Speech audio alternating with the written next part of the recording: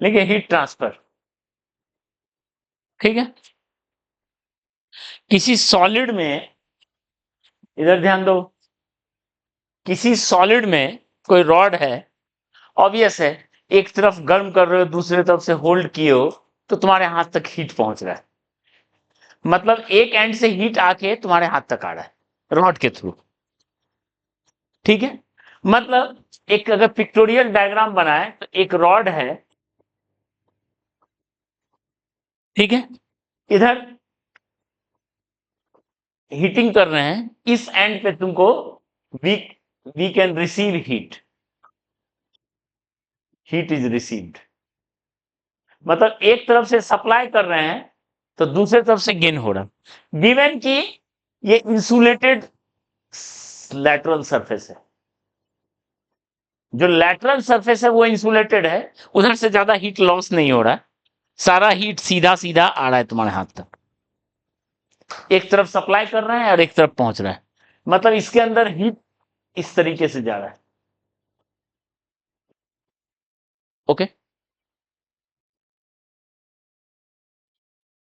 In general हम ऐसा समझ सकते हैं, कोई रॉड है, ये एंड हाई टेम्परेचर पे है, ये लो टेम्परेचर पे है, तो हीट का ट्रांसफर जो है इस तरीके से हो रहा है, this is transfer of heat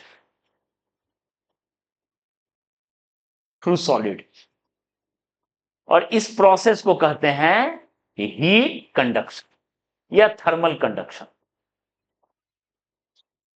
इसको कहते हैं थर्मल कंडक्शन। तो इसका मैथमेटिकल पॉइंट हम लोग समझते हैं। ठीक है, ये बिल्कुल आइडेंटिकल कैसा है, ध्यान दो, अगर कोई रॉड है,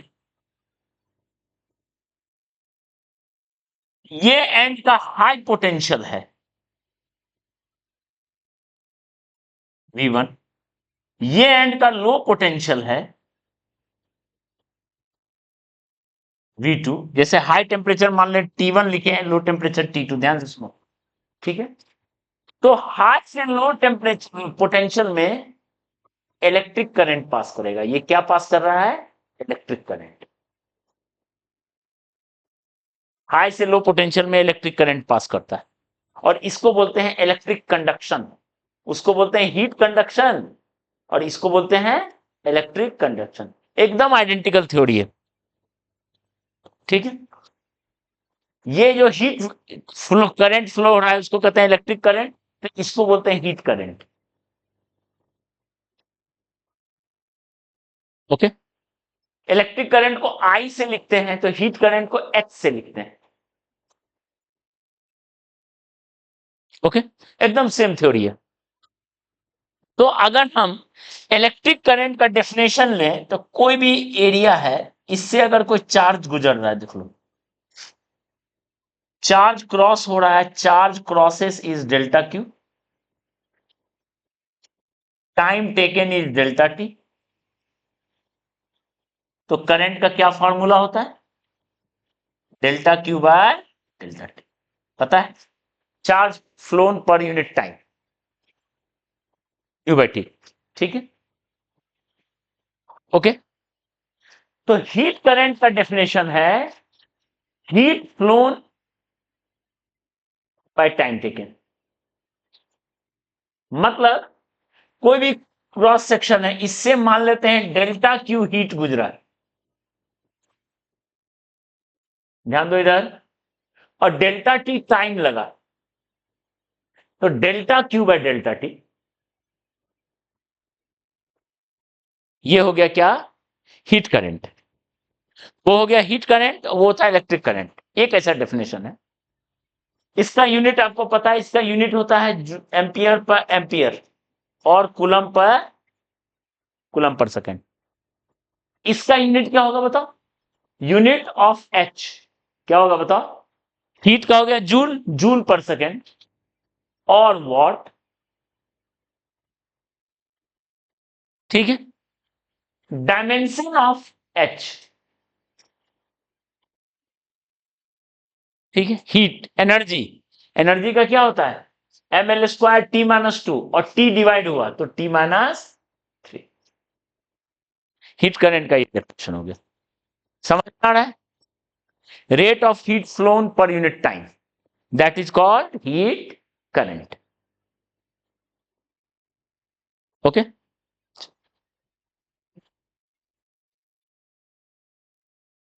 अब आते हैं मैथमेटिकल वर्जन पे, ध्यान दो, इधर पहले देख लो।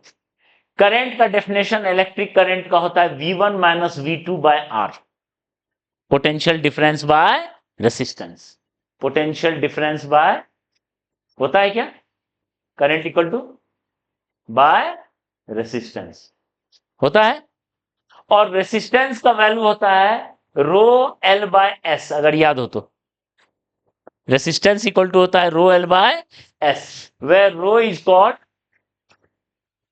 इलेक्ट्रिकल रेसिस्टिविटी,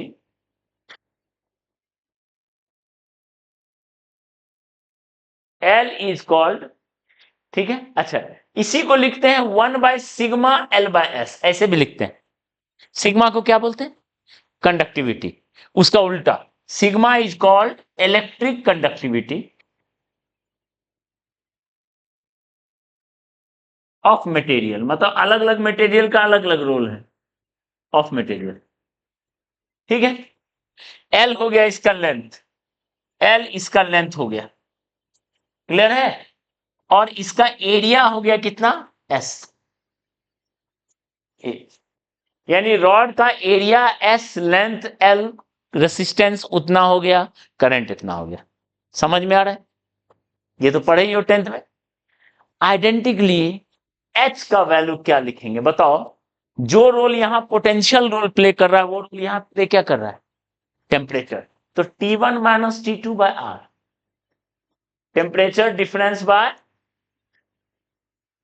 रेसिस्टेंस, ठीक है,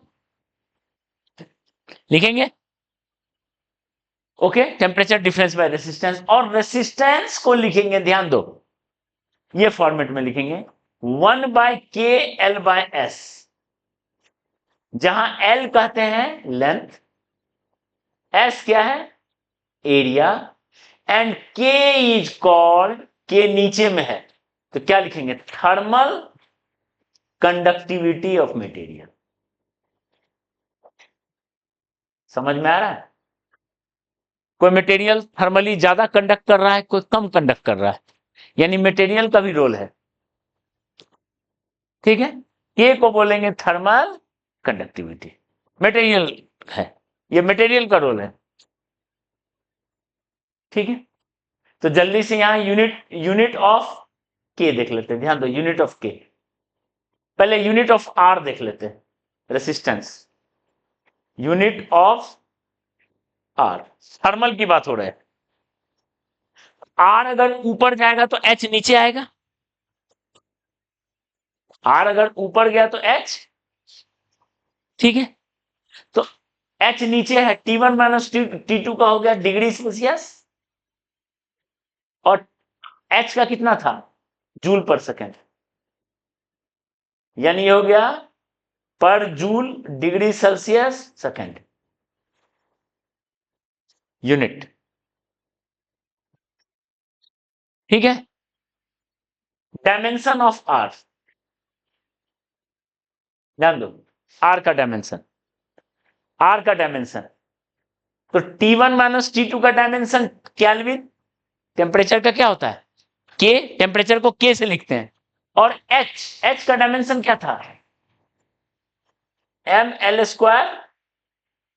T-3, यानी ये ऊपर जाके हो गया m-1 l-2 l3 T3 sorry T3 के, ये हो गया डायमेंशन किसका, आर का, आर मिल गया। अब नेक्स्ट स्टेप क्या है, नेक्स्ट स्टेप है के का, यूनिट ऑफ के कंडक्टिविटी, देखो के का यूनिट, ध्यान दो के का यूनिट चाहिए, तो L बाय एस का यूनिट हो गया metre, metre by metre square, metre तो 1/मीटर इंटू आर का यूनिट यहां पुट कर दो। आर का क्या यूनिट था? Joule inverse degree Celsius second. ठीक है, तो क्या आएगा देखो ऊपर जाके, जूल ऊपर गया, पर सेकेंड पर मीटर पर डिग्री सेल्सियस। जूल पर सेकेंड होता है वॉट,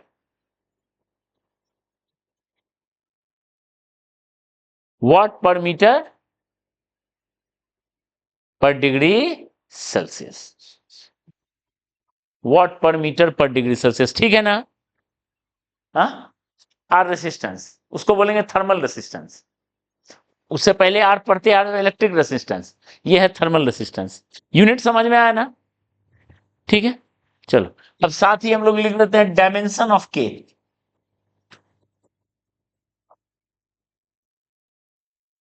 ठीक है, डायमेंशन ऑफ के। तो बताओ, के ऊपर गया, यहां एल, एल, एल, ये एल स्क्वायर, नीचे में एक एल आ गया, तो 1 बाय एल तो है ही, और नीचे ये क्या आ गया बताओ, एम। रेसिस्टेंस का क्या है?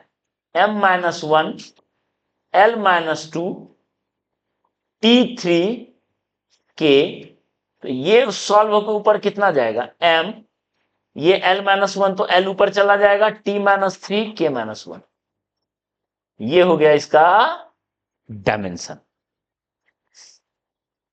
समझ में आया? समझ में आया? ठीक है, इसको जल्दी नोट कीजिए।